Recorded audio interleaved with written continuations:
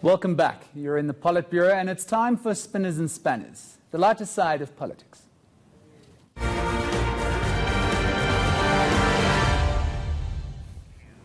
Former President Jacob Zuma may be new to Twitter, but US President Donald Trump is not. This week, he was trolled by Burger King for misspelling hamburgers as hamburgers. And as it turns out, each time Trump misspells or misuses a word, Americans Google it. And according to the Merriam-Webster dictionary, they then start spelling it better themselves. This courtesy of the Huffington Post. Words, I had the best words. I say lion. How would you spell that? L-Y-E-N. Lion.